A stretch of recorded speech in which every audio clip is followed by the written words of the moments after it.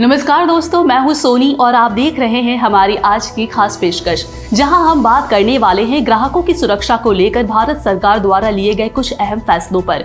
जैसा कि हम सभी जानते हैं कि हाल ही में कंज्यूमर अफेयर मिनिस्ट्री द्वारा डायरेक्ट सेलिंग इंडस्ट्री से जुड़े हुए नए नियमों की अधिसूचना जारी की गई है। इस अधिसूचना में डायरेक्ट सेलिंग इंडस्ट्रीज को लेकर कुछ नए नियमों का ऐलान किया गया है, या यूं कहें कि अब डायरेक्ट सेलिंग इंडस्ट्रीज की जिम्मेदारियां और जवाबदेही दोनों ही बढ़ने वाली हैं। इन नए नियमों के तहत अब राज्य सरकारों को डायरेक्ट सेलिंग कंपनियों के लिए सही सिस्टम तैयार करना होगा। इतना ही नहीं, अब इलीगल पिरामिड स्कीम या फिर मनी सर्कुलेशन स्कीम पर काम करने वाली कंपनियों को अपनी नीतियों में भी बदलाव करना होगा। इसके साथ ही अब ग्राहक डायरेक्ट सेलिंग कंपनियों से जुड़ी शिकायतों को भी ऑनलाइन या ऑफलाइन दोनों ही माध्यम से दर्ज करवा सकते हैं और डायरेक्ट सेलिंग कंपनियां भी इन शिकायतों से अपना पल्ला नहीं झाड़ सकती। इन नियमों पर और भी जानकारी देने के लिए आज हमारे साथ नेटवर्क मार्केटिंग एक्सपर्ट, मानव प्रेरक व प्रशिक्षक सूर्या सिन्हा जी जुड़ रहे हैं, जो आपके मन में उत्पन्न हो रहे सभी प्रकार के सवालों का जवाब आज आपको देंगे। तो आइए आज की चर्चा शुरू करते हैं। सबसे पहले तो सूर्या जी का बहुत बहुत स्वागत करना चाहेंगे। सूर्या जी, बहुत बहुत स्वागत है आपका हमारे इस शो में। दोस्तों नमस्कार, सत श्री अकाल, अस्सलाम वालेकुम। सबसे पहले तो मैं उन लोगों का तहे दिल से शुक्रिया अदा करना चाहूँगा जिन्होंने मुझे आज के इस प्रोग्राम के लिए निमंत्रण भेजा। दूसरा, मैं उन सभी दर्शकों को भी धन्यवाद देना चाहूँगा जो आज मेरे साथ जुड़कर इस खास शो का हिस्सा बनने वाले हैं। सूर्या जी, सबसे पहले तो आप हमें ये बताइए कि जो डायरेक्ट सेलिंग रूल 2021 आया है, इसके बारे में आपके क्या विचार हैं? सुनिए, सबसे पहली बात तो यह है, जो डायरेक्ट सेलिंग रूल 2021 आया है, ये पूरा का पूरा ग्राहकों के पक्ष में है। पहले आपने सुना होगा, जागो ग्राहक जागो। अब शायद ये कहना ज्यादा उचित होगा कि जागो कंपनी वालों जागो। यहां मैं विशेष तौर पर यह भी कहना चाहूंगा कि ये जो नियम आया है, ये नियम डायरेक्ट सेलिंग इंडस्ट्री को डेवलप करने के लिए बनाए गए हैं। अब सरकार जानती है कि दुनिया भर में डायरेक्ट सेलिंग इंडस्ट्री बहुत तेजी से आगे बढ़ रही है, इसीलिए सरकार चाहती है कि भारत में भी डायरेक्ट सेलिंग इंडस्ट्री का विकास हो। सूर्या जी, सरकार द्वारा डायरेक्ट सेलिंग इंडस्ट्री को लेकर लागू किए गए रूल्स पर तो हम चर्चा करेंगे ही, लेकिन सबसे पहले मैं ये चाहती हूं कि आप हमारे दर्शकों को गाइडलाइंस और रूल्स में क्या फर्क होता है, इसके बारे में थोड़ा संक्षेप में बताएं। सुनिए, गाइडलाइन का मतलब है कि आपको एक रास्ता दिखा दिया जाता है कि इस रास्ते पर आपको चलना है, यानी कि आपको क्या क्या करना है, इसकी एक लिस्ट आपको दे दी जाती है और फिर उस लिस्ट के अनुसार ही आप काम करते हैं। फिर सख्ती बरतने के लिए इन गाइडलाइंस को रूल्स यानी कि नियम में तब्दील कर दिया जाता है और कहा जाता है कि अब तो आपको इन नियमों का पालन करना ही होगा। उसके बाद एक स्टेप और आता है जिसे कहते हैं एक्ट, यानी कि कानून। और यहां एक्ट का मतलब है कि अब आपको हर कानून का पालन करना ही होगा, चाहे कुछ भी हो जाए। अगर आपने कानून का पालन नहीं किया तो फिर आपके खिलाफ कानूनी कार्रवाई की जाएगी। उदाहरण के तौर पर सरकार की तरफ से सबसे पहले कोविड से बचने के लिए गाइडलाइंस जारी की गई थी। इसके बाद सरकार ने सख्ती बरतते हुए यह रूल बना दिया कि जो लोग इन गाइडलाइंस का पालन नहीं करेंगे उनके खिलाफ कानूनी कार्रवाई की जाएगी। यानी कि सरकार की तरफ से यह कह दिया गया कि अगर आप कोविड गाइडलाइन का उल्लंघन करते हुए पाए गए तो आपको या तो जुर्माना देना होगा या फिर जेल की सजा काटनी होगी। तो यही है गाइडलाइन, रूल्स और एक्ट में फर्क। सूर्या जी, अब बात करते हैं सरकार द्वारा डायरेक्ट सेलिंग इंडस्ट्री को लेकर जारी किए गए नए डायरेक्ट सेलिंग रूल्स 2021 पर। आजकल सोशल मीडिया पर इन नए नियमों को लेकर कई तरह की अफवाहें चल रही हैं। कई लोगों के मन में तो ये डर बैठ गया है कि अब डायरेक्ट सेलिंग इंडस्ट्री बंद ही होने वाली है। तो क्या ये बात सच है? यहां मैं आपको बता दूं, जब से लोगों को इस नए डायरेक्ट सेलिंग रूल 2021 के बारे में पता चला है, तब से लेकर अब तक मुझे अनगिनत लोगों के फोन और मैसेजेस आ चुके हैं और सबका एक ही सवाल है कि क्या डायरेक्ट सेलिंग इंडस्ट्री बंद हो जाएगी। अगर आप सोशल मीडिया पर भी देखें तो इन नए नियमों को लेकर कई तरह की बातें की जा रही हैं। कुछ लोग तो बहुत ही ज्यादा डरे हुए से नजर आ रहे हैं। वे ये सोच रहे हैं कि अब क्या होगा। तो मैं आप सभी से बस यही कहना चाहूंगा कि आप लोगों को इस विषय पर डरने की बिल्कुल भी जरूरत नहीं है। एक बात आप अच्छी तरह से समझ लें और अपने दिमाग में अच्छे से बैठा लें कि डायरेक्ट सेलिंग इंडस्ट्री बंद नहीं हो रही है। इसलिए आप किसी भी तरह की अफवाहों पर ध्यान ना दें।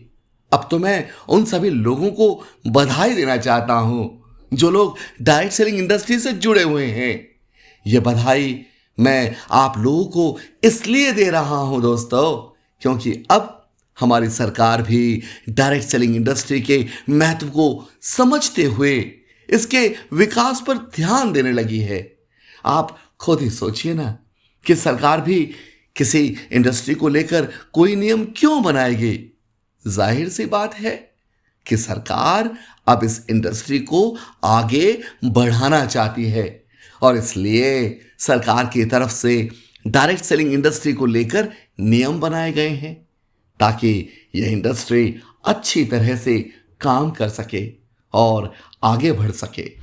चलिए, आपके अनुसार हमने माना कि डायरेक्ट सेलिंग इंडस्ट्री बंद नहीं होगी, लेकिन जो लोग लगातार सोशल मीडिया पर इस इंडस्ट्री के बंद होने की बात कहकर लोगों को डरा रहे हैं, उनसे आप क्या कहना चाहेंगे? यहां मैं ये कहना चाहूंगा कि सरकार को अगर इस इंडस्ट्री को बंद ही करना होता तो भारत सरकार इस इंडस्ट्री को लेकर नए नियमों को लागू ही क्यों करती। भारत सरकार के लिए तो ये आसान था कि वो सीधे सीधे एक ड्राफ्ट तैयार करती और उसमें लिख देती कि कल से डायरेक्ट सेलिंग इंडस्ट्री बंद हो रही है, जिस तरह रातों रात नोटबंदी हुई थी। लेकिन सरकार की तरफ से बनाए गए नए ड्राफ्ट में तो ऐसा कहीं भी नहीं लिखा हुआ है। उस ड्राफ्ट में तो बस नए नियमों का जिक्र है। अब ये बात तो हम सभी अच्छे से जानते ही हैं कि सरकार नए नियमों को क्यों बनाती है, ताकि सही काम सही तरीके से वह नियम के हिसाब से होते रहें। और यहां हो क्या रहा है कि जिन लोगों का डायरेक्ट सेलिंग इंडस्ट्री से कुछ लेना देना ही नहीं है, वो ही लोग इस इंडस्ट्री के बंद होने की अफवाह फैला रहे हैं। इसीलिए मैं आपसे एक बार फिर से यही कहना चाहूंगा कि आप इन अफवाहों पर विश्वास ना करें। इसमें कोई सच्चाई नहीं है। आप बिल्कुल बेफिक्र रहिए। कई लोग तो ऐसे भी हैं जो ये सोच रहे हैं कि भारत में डायरेक्ट सेलिंग इंडस्ट्री के नाम पर कुछ ही कंपनियां हैं और ये नया नियम सिर्फ इन कुछ कंपनियों को ही प्रभावित करेगा। लेकिन ऐसा नहीं है दोस्तों। मैं आपको बता दूं कि आज भारत में लाखों लोग इस इंडस्ट्री से रोजगार कर रहे हैं और अगर कुछ भी ऊंच नीच होती है तो इसका असर इन लाखों लोगों पर और उनके रोजगार पर भी पड़ेगा। इसलिए कृपया आप घबराइए ना और अफवाहों पर भी ध्यान देना बंद कर दीजिए।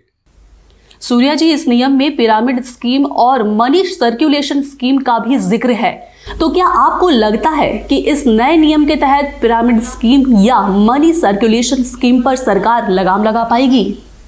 हाँ, ये बात तो निश्चित है कि गलत कंपनियों पर लगाम तो लगेगी ही, खास तौर पर उन कंपनियों पर जो इलीगल पिरामिड स्कीम्स पर काम कर रही हैं, जिसे कि मनी सर्कुलेशन स्कीम या पॉन्जी स्कीम कहना ज्यादा उचित होगा।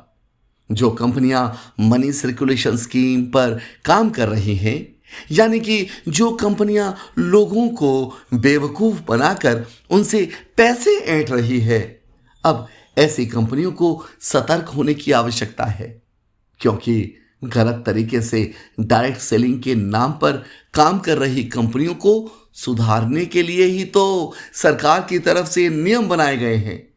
वहीं दूसरी तरफ जो कंपनियां सच्चाई, ईमानदारी और देश के सभी नियम व कानून का पालन करते हुए काम कर रही है, उन्हें घबराने की बिल्कुल भी जरूरत नहीं है। उन कंपनियों को सिर्फ सरकार की तरफ से जो नियमों में मॉडिफिकेशन किए गए हैं उन्हें लागू करना पड़ेगा। इन नियमों को लागू करने के लिए सरकार की तरफ से डायरेक्ट सेलिंग इंडस्ट्री को 90 दिनों तक का समय भी दिया गया है। तो अगर आप और आपकी कंपनी सही है तो आपको बिल्कुल भी चिंता करने की कोई जरूरत नहीं। सूर्या जी, पिरामिड स्कीम को लेकर अभी भी लोगों के मन में कई सवाल उभर रहे हैं। लोग इस स्कीम को लेकर कंफ्यूजन में हैं, तो लोगों की इस कंफ्यूजन को दूर करने के लिए आप क्या कहना चाहेंगे? मैं ये बात अच्छे से जानता हूं कि लोग पिरामिड स्कीम को लेकर थोड़े कंफ्यूज हैं, लेकिन हमारे लिए इस स्कीम को समझना बेहद जरूरी है। दरअसल पिरामिड में कोई खराबी नहीं है, मगर इलीगल पिरामिड स्कीम के तहत काम करना अच्छी बात नहीं है। अब आप यहां ये सोच रहे होंगे कि ये इलीगल पिरामिड स्कीम क्या होता है, तो मैं आपको बता दूं कि पिरामिड हर जगह है, चाहे वो ट्रेडिशनल बिजनेस हो या फिर नेटवर्क मार्केटिंग बिजनेस। ये दोनों के दोनों बिजनेस ही पिरामिड पर ही बेस्ड होते हैं। अब आप कहेंगे कैसे? तो सुनिए, पिरामिड के तहत सबसे टॉप पर कोई होता है। यहां हम उदाहरण के लिए एक कंपनी को ले लेते हैं। फिर वो कंपनी अपने प्रोडक्ट्स को लोगों तक पहुंचाने के लिए नेशनल डिस्ट्रीब्यूटर्स व स्टेट डिस्ट्रीब्यूटर्स की मदद लेती है। फिर नेशनल डिस्ट्रीब्यूटर्स व स्टेट डिस्ट्रीब्यूटर्स के पास से वो प्रोडक्ट रीजनल डिस्ट्रीब्यूटर्स तक पहुंचते हैं। फिर वही प्रोडक्ट होलसेलर तक पहुंचते हैं। फिर वही प्रोडक्ट्स साधारण रिटेलर्स के पास पहुंचते हैं और फिर वहीं से वो प्रोडक्ट्स रिटेलिंग शॉप के माध्यम से ग्राहकों तक पहुंचते हैं। यहां हमने क्या देखा कि एक लीगल पिरामिड स्ट्रक्चर तैयार हुआ। यहां इस सिस्टम में हर लेवल पर लोग अपना काम करते हैं और अपने काम का मेहनताना परसेंटेज या कमीशन के रूप में लेते हैं। इसीलिए ये एक लीगल पिरामिड है। लेकिन आजकल मार्केट में ऐसी बहुत सी कंपनियां हैं जो इलीगल पिरामिड स्कीम पर काम कर रही हैं, यानी कि इसमें टॉप पर मौजूद कंपनी ज्वाइनिंग फीस के नाम पर या फिर किसी पैकेज के नाम पर लोगों से पैसे ले लेती है। फिर वो कंपनी उन लोगों को और नए लोगों को ज्वाइन कराकर उसके एवज में उनके पैसे डबल करने या ट्रिपल करने का लालच देती है। भोले भाले सीधे साधे लोग भी उस कंपनी के लालच में आ जाते हैं, लेकिन बाद में उन्हें जब ये पता चलता है कि उनके हाथ कुछ नहीं लगा और उन्होंने उस कंपनी में जो पैसे लगाए थे वो सभी के सभी पैसे भी डूब गए। दरअसल इसे मनी सर्कुलेशन स्कीम या पॉन्जी स्कीम भी कहा जाता है, जहां कंपनी बड़े बड़े वादे करके लोगों से पैसे तो ले लेती है, लेकिन बदले में उन्हें वैल्यू ऑफ मनी नहीं देती है। यानी कि लोगों के पैसों के वैल्यू का कोई प्रोडक्ट या सर्विसेज उन्हें नहीं देती है, और ये सारा का सारा पैसा कंपनी की जेब में और बीच के लोगों में ही चला जाता है, और बॉटम में मौजूद व्यक्ति को उसके पैसों के एवज में कुछ भी नहीं मिलता और वो ठगा हुआ सा रह जाता है। ये तो कहलाता है इलीगल पिरामिड स्कीम। लेकिन अब इस नए डायरेक्ट सेलिंग रूल 2021 के अनुसार ऐसी इलीगल स्कीम्स नहीं चलेंगी। सरकार के इस नए नियम से इलीगल पिरामिड स्कीम्स पर अंकुश लगाने में मदद मिलेगी और लोग भी धोखाधड़ी से बच पाएंगे। सूर्या जी, अब आप हमारे दर्शकों को ये बताइए कि फिलहाल जितनी भी डायरेक्ट सेलिंग कंपनियां काम कर रही हैं और जितनी भी नई कंपनियां इस इंडस्ट्री में काम शुरू करने वाली हैं, उन्हें अब क्या करना होगा?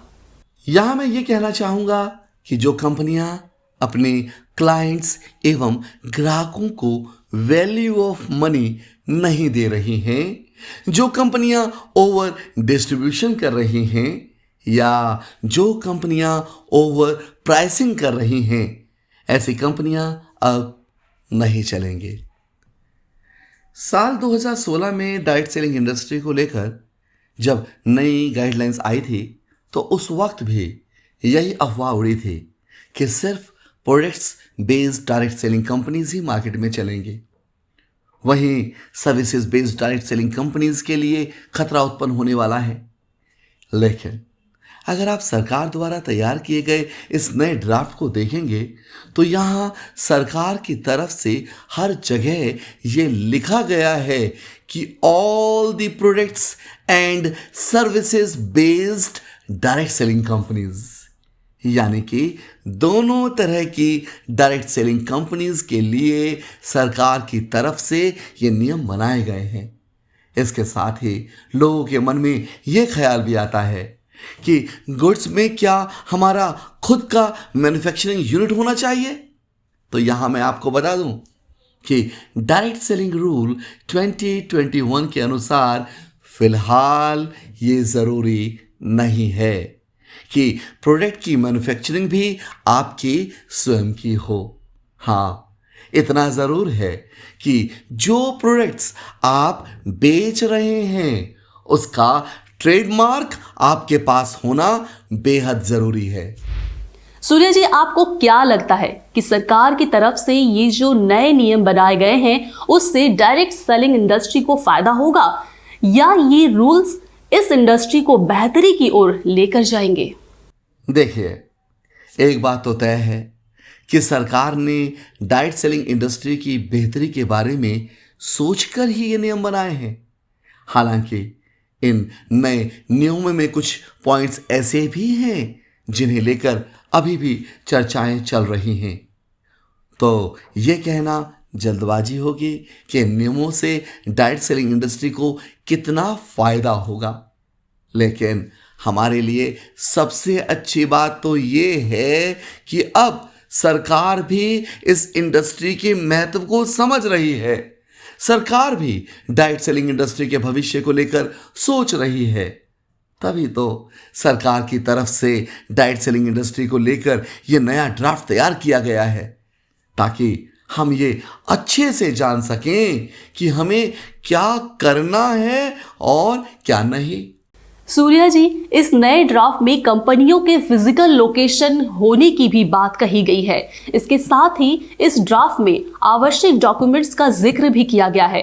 तो इसके बारे में आप हमारे दर्शकों को क्या समझाना चाहेंगे? डायरेक्ट सेलिंग रूल 2021 के अनुसार जो बात आपको ध्यान में रखनी है वो ये है कि अगर आपकी कंपनी का भारत में कोई फिजिकल लोकेशन नहीं है तो आपको अपनी कंपनी का फिजिकल लोकेशन यानी कि ऑफिस 90 दिनों के अंदर रजिस्टर कराना होगा और उसकी जानकारी आपको अपनी वेबसाइट पर भी देनी होगी। डायरेक्ट सेलिंग कंपनियों का जो ऑफिस होगा वो क्या उसका स्वयं का ही खरीदा हुआ होना चाहिए? ऐसा बिल्कुल भी नहीं है। आपका ऑफिस किराए पर भी हो सकता है। जी हाँ, लेकिन उसके सारे कानूनी कागजात आपके पास ही होने चाहिए। सब कुछ लीगल वे में रजिस्टर्ड होना चाहिए और वहीं आपकी कंपनी का एड्रेस, आपके वेबसाइट, आपके इनवॉइस, सभी जरूरी पेपर्स व दस्तावेजों पर भी दिखाई देना चाहिए।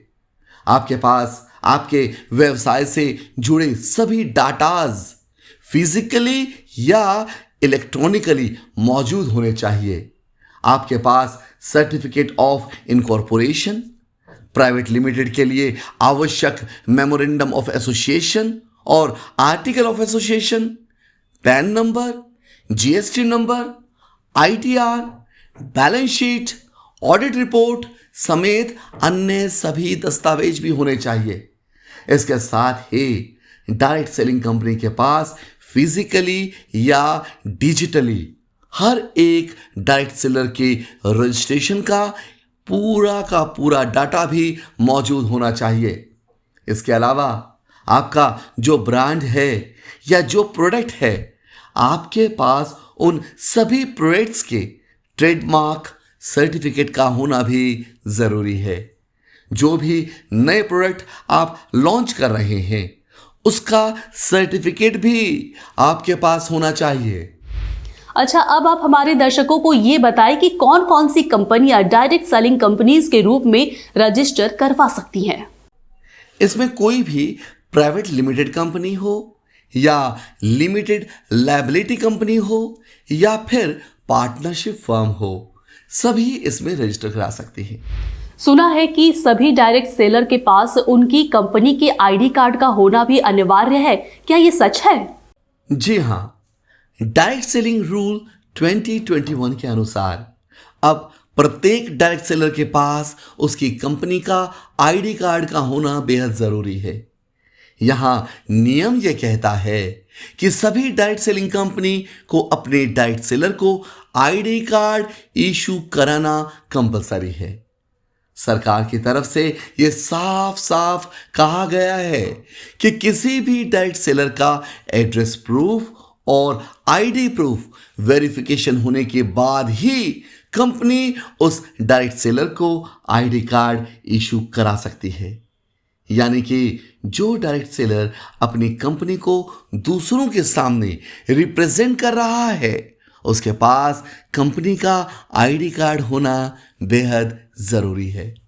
सूर्या जी, ऐसा भी कहा जा रहा है कि इन नए नियमों के लागू होने के बाद अब ग्राहकों के लिए डायरेक्ट सेलिंग कंपनीज के प्रोडक्ट्स और सर्विसेज के खिलाफ शिकायत दर्ज कराना बेहद आसान हो जाएगा। क्या ये भी बात सच है? जी हाँ, यह बात बिल्कुल सच है। डायरेक्ट सेलिंग रूल 2021 में सरकार की तरफ से यह साफ साफ कहा गया है कि सभी डायरेक्ट सेलिंग कंपनी का अपना खुद का वेबसाइट होना बेहद जरूरी है और वो वेबसाइट पूरी तरह से अपडेटेड भी होना चाहिए।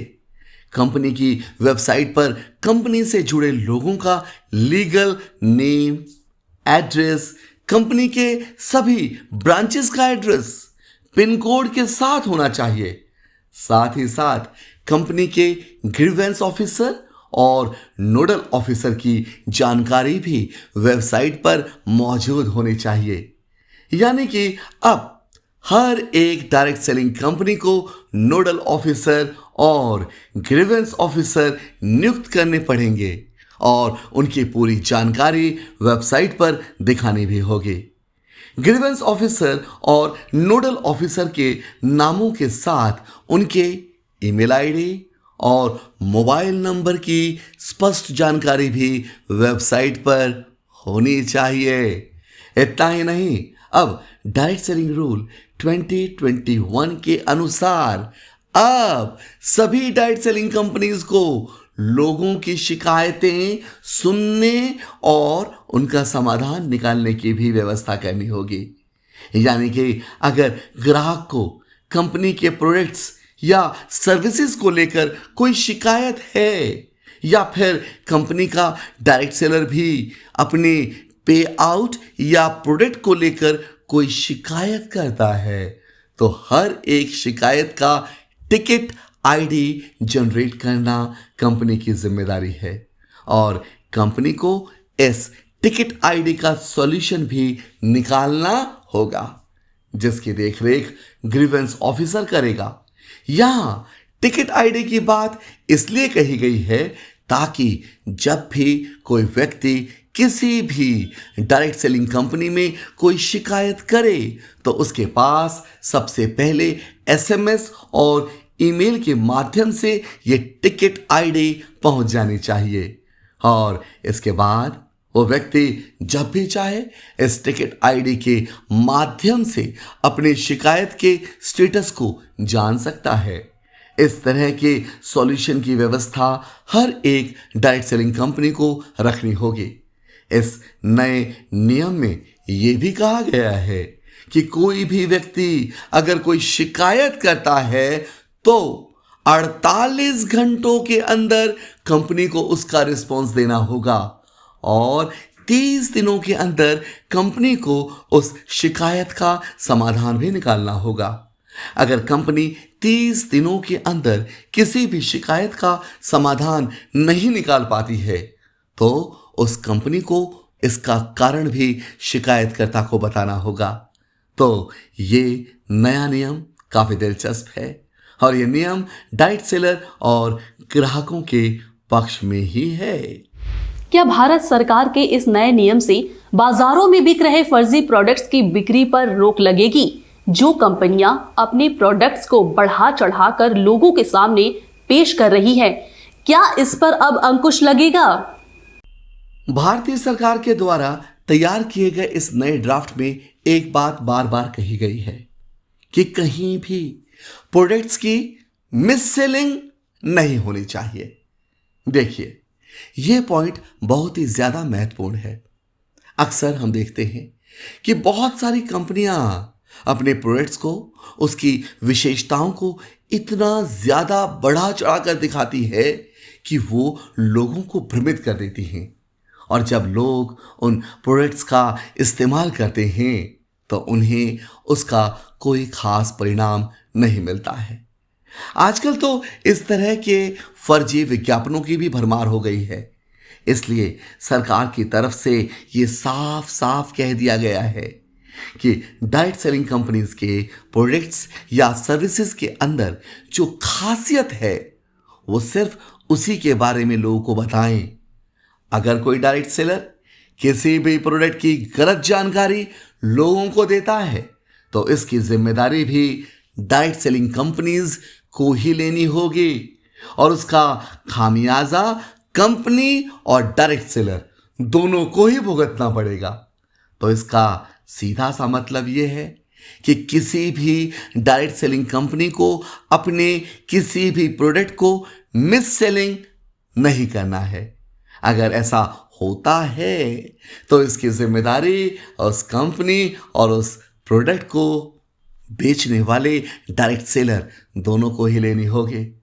इसके अलावा कंपनी को अपने प्रोडक्ट्स की एक्सपायरी डेट, प्राइसिंग, उसमें इंक्लूड टैक्सेस समेत अन्य सभी जानकारियां भी स्पष्ट रूप से लोगों को देनी होंगी।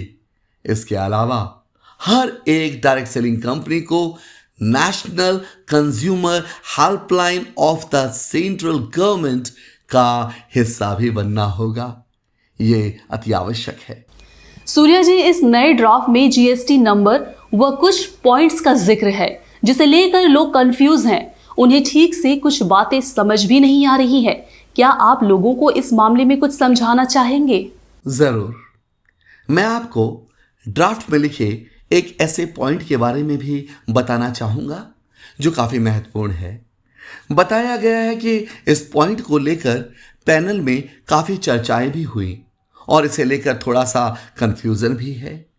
दरअसल ये पॉइंट है डायरेक्ट सेलर्स के लिए, जहां कहा गया है obtain goods and service tax registration, permanent account number registration, all applicable trade registrations and licenses, and comply with the requirements of applicable laws, rules and regulations for sale of a products। अब यहां ज्यादातर लोग यही सोच रहे हैं कि हर एक डाइट सेलर को अपना जीएसटी नंबर लेना पड़ेगा। लेकिन यहां जो सरकार कहना चाहती है वो ये है कि हर एक के लिए ट्रेड रजिस्ट्रेशन कराना जरूरी है। तो यहां सरकार ये रिप्रेजेंट करना चाहती है कि अगर कोई डाइट सेलर किसी डाइट सेलिंग कंपनी से प्रोडक्ट्स खरीद कर खुद की होम फ्रेंचाइजी या शॉपिंग पॉइंट से सेल आउट करने वाला है तो उन सभी डाइट सेलर के पास GST number, PAN number, trade licence व अन्य आवश्यक लाइसेंस का होना जरूरी है। अब यहां सोचने वाली बात यह है कि अगर मेरा कोई शॉपिंग सेंटर है ही नहीं तो मैं जीएसटी नंबर का क्या करूंगा। दूसरी बात, मैं जो सामान ऑर्डर कर रहा हूं इसके बाद अगर मेरे पास जीएसटी नंबर है और मेरे टीम के किसी प्रोस्पेक्ट को वही प्रोडक्ट बेच रहा हूं तो क्या उस बिल में मेरा नाम आएगा? नहीं, बिल में उसी कंपनी का नाम रहेगा जिसका वो प्रोडक्ट है। तो यहां फिर कंपनी के जीएसटी नंबर की ही जरूरत पड़ेगी। लेकिन जब मैं उस प्रोडक्ट को अपने पास रखता हूं और उसे मैं बेचता हूं जिसमें बिल में सोल्ड बाय में मेरा नाम आता है, कंपनी का सिर्फ लोगो रहता है, तब जाकर मुझे जीएसटी नंबर, पैन नंबर व अन्य प्रकार के रजिस्ट्रेशन की जरूरत पड़ती है। तो ये डायरेक्ट सेलर के लिए नहीं है बल्कि जो होम शॉपिंग या फ्रेंचाइजी ले रहे हैं उन सबको इन नियमों का पालन करना अनिवार्य है।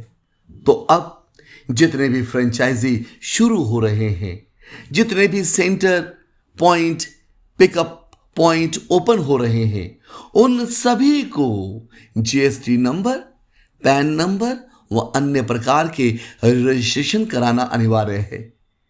यहां मैं आप सभी को एक बात विशेष रूप से बता दूं कि इस नए ड्राफ्ट में कुछ पॉइंट्स ऐसे भी हैं जिनको लेकर लगातार चर्चाएं चल रही हैं।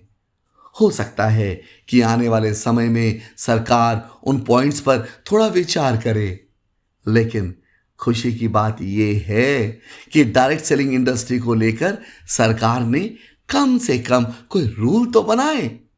और हां, अगर कोई डायरेक्ट सेलर किसी पिछड़े व छोटे राज्य से बिलोंग करता है और उसकी वार्षिक आय 10 लाख से ज्यादा है तो उसे भी जीएसटी नंबर लेना होगा। और वहीं अगर कोई डायरेक्ट सेलर किसी संपन्न राज्य व शहर से बिलोंग करता है और उसकी वार्षिक आय 20 लाख से ज्यादा है तो उसके लिए भी जीएसटी नंबर का लेना जरूरी है।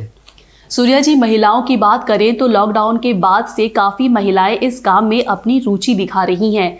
तो इन नियमों के आ जाने के बाद आपको क्या लगता है कि महिलाओं में इस काम के प्रति और इंटरेस्ट आएगा? जी बिल्कुल आएगा, क्योंकि अब सच में महिलाएं घर में काम करने के तरीकों पर दिमाग लगा रही हैं और इस काम के जरिए वो घर बैठे अच्छा खासा पैसा भी कमा सकती हैं। और इस नए नियम के आ जाने से तो ये काम महिलाओं के लिए और भी आसान हो गया है। पहले महिलाओं को यह डर लगता था कि कहीं वो किसी फ्रॉड कंपनी के साथ तो नहीं जुड़ रही हैं, क्योंकि महिलाओं को अपने घर के परिवार वालों को जवाब भी देना पड़ता होता था। तो अब इन नियमों के आ जाने से महिलाएं भी इस काम को बहुत ही आराम से घर पर बैठे हुए कर पाएंगे। सूर्या जी, अब अंत में मेरा आपसे निवेदन है कि आप सभी डायरेक्ट सेलर या नेटवर्कर को एक बार अच्छे से बता दें कि सरकार की तरफ से उनके लिए क्या क्या नियम बनाए गए हैं और अगर वे इन नियमों का पालन नहीं करेंगे तो उन्हें क्या खामियाजा भुगतना पड़ेगा। अब सभी डायरेक्ट सेलर और नेटवर्कर्स को नियम के दायरों में रहकर काम करना होगा। इसलिए यह बेहद ज़रूरी है कि मैं जिन 8 नियमों के बारे में आप सभी को बताने जा रहा हूं, सभी डायरेक्ट सेलर्स इन रूल्स को अच्छे से सुन लें और समझ लें और इन नियमों के तहत ही अपने काम को आगे बढ़ाएं। तो सुनिए, रूल नंबर 1। इसके तहत कोई भी डायरेक्ट सेलर अपने ग्राहकों को निजी यानी कि पर्सनल सूचना को कहीं भी किसी दूसरी जगह जाहिर नहीं करेगा। अर्थात अगर आप किसी भी व्यक्ति की आईडी लगाते हैं या किसी भी व्यक्ति को आप ज्वाइन करवाते हैं तो उसका पर्सनल डिटेल जैसे कि Aadhaar card, PAN card, bank passbook आदि की जानकारी आप किसी भी दूसरी जगह शेयर नहीं करेंगे। अगर कोई भी डायरेक्ट सेलर और नेटवर्कर इस नियम का उल्लंघन करता हुआ पाया गया तो उसके खिलाफ कानूनी कार्यवाही की जाएगी। अब रूल नंबर 2। इस नए नियम के अनुसार डायरेक्ट सेलर और नेटवर्कर यह सुनिश्चित करेगा कि उसके ग्राहकों व उससे जुड़ने वाले लोगों तक सही प्रोडक्ट पहुंचे, यानी कि उसके ग्राहकों व उसके साथ जुड़ने वाले लोगों तक वही प्रोडक्ट पहुंचे जिसके उन्होंने पैसे दिए थे। जी हाँ, प्रोडक्ट से संबंधित मामलों में किसी भी तरह की गड़बड़ी होने पर डायरेक्ट सेलर और नेटवर्कर और उस कंपनी को भी इसकी जिम्मेदारी लेनी होगी। Rule number 3। कोई भी डायरेक्ट सेलर और नेटवर्कर बिना अपने वैलिड आईडी कार्ड के किसी भी ग्राहक के पास नहीं जाएगा। यानी कि अगर आपको किसी भी व्यक्ति से अपने बिजनेस को डिस्कस करने जाना है या किसी भी व्यक्ति को अपना बिजनेस प्लान बताने जाना है तो आपके पास आपका वैलिड आईडी कार्ड होना अनिवार्य है। Rule number 4। प्रत्येक डायरेक्ट सेलर या नेटवर्कर को किसी भी नए कस्टमर या क्लाइंट के पास जाने से पहले उसकी अनुमति लेना अनिवार्य है। इसलिए याद रहे, अब आप बिना अपने क्लाइंट की अनुमति लिए उससे मिलने ना चले जाएं। Rule number 5। डायरेक्ट सेलर या नेटवर्कर को इस बात का विशेष रूप से ध्यान रखना होगा कि वे अपने नए एवं पुराने ग्राहकों से ऐसा कोई भी वादा ना करें जिसे उसकी कंपनी पूरा ना कर सके। यानी कि कंपनी के जो प्रोडक्ट्स हैं, कंपनी की जो प्रोफाइल है, कंपनी का जो पे आउट है, वही आपको सच सच अपने क्लाइंट को बताना है। किसी को भी ज्वाइनिंग कराने के चक्कर में आपको हवाई बातें नहीं करनी है, बल्कि कंपनी की जो पॉलिसी है, कंपनी का जो प्लान है, जो सच्चाई है, वही आपको सामने वाले व्यक्ति को बताना है। Rule number 6। किसी भी व्यक्ति या कंपनी से आप कोई लेन देन करते हैं या आप अपनी सेवा देते हैं या फिर किसी प्रोडक्ट की बिक्री करते हैं तो आपको लिखित रूप में बिल में हस्ताक्षर करके देना अनिवार्य है। Rule number 7। अगर ग्राहक कंपनी से संबंधित जानकारी मांगे तो डायरेक्ट सेलर व नेटवर्कर को कंपनी की पूरी डिटेल अपने ग्राहक को देनी होगी। यानी कि कंपनी का बैकग्राउंड क्या है, कंपनी कब शुरू हुई, कंपनी कहाँ स्थित है, कंपनी के प्रोडक्ट्स क्या क्या हैं, कंपनी का मार्केटिंग प्लान क्या है, कंपनी के प्रमोटर्स कौन कौन हैं और उनका बैकग्राउंड क्या है, कंपनी की फाइनेंशियल पोजीशन कैसी है, कंपनी का फ्यूचर प्लान क्या है। ये सभी जानकारियां आपको अपने क्लाइंट को सही देनी होंगी। Rule number 8। डायरेक्ट सेलर या नेटवर्कर को अपने ग्राहकों को प्रोडक्ट्स की बिक्री, भुगतान, उपयोग एवं रिटर्न व रिफंड पॉलिसी के बारे में भी पूरी जानकारी देनी होगी। यह प्रत्येक डायरेक्ट सेलर या नेटवर्कर की जिम्मेदारी है कि वो अपने क्लाइंट को बिल्कुल भी गुमराह ना करें और उन्हें अंधेरे में ना रखें। अब मैं यही आशा करता हूं कि मैं आपको डायरेक्ट सेलिंग रूल 2021 को समझाने में सफल हो पाया हूं। अब ये नियम ग्राहकों को ध्यान में रखते हुए बनाए गए हैं ताकि किसी भी तरह से ग्राहक ठगा ना जाए। मुझे पूर्ण विश्वास है कि आगे भी इन नियमों में और भी सुधार होंगे। और अब मैं अपने शब्दों को यही विराम देते हुए आप सभी से यही कहना चाहूँगा कि आप सभी स्वस्थ रहें, खुश रहें और जीवन में हमेशा सच्चाई, ईमानदारी और तरक्की के मार्ग पर चलते रहें। सूर्या सिन्हा जी, मैं भी आपसे अपने दर्शकों की तरफ से आपको बहुत बहुत धन्यवाद देना चाहूंगी। आज के इस सेशन में आपने हमें डायरेक्ट सेलिंग रूल्स में आए बदलाव को लेकर इतनी महत्वपूर्ण जानकारियां दी, तो एक बार फिर से आपका बहुत बहुत धन्यवाद करती हूँ। धन्यवाद, नमस्कार। तो दोस्तों, ये थे नेटवर्क मार्केटिंग एक्सपर्ट व मानव प्रेरक एवं प्रशिक्षक सूर्या सिन्हा जी।